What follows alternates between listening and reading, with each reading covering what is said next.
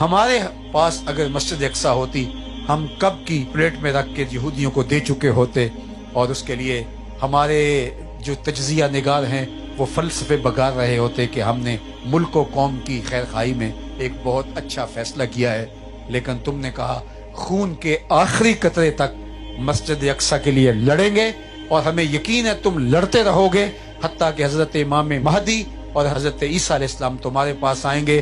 میں کہتا ہوں دنیا بھر کے مسلم حکمرانوں کو اور امراء کو کہ حضرت امام مہدی تمہارے فارم ہاؤسز میں نہیں آئیں گے، حضرت عیسیٰ تمہارے محلات میں نہیں آئیں گے، حضرت عیسیٰ تمہارے دارالحکومتوں میں نہیں آئیں گے۔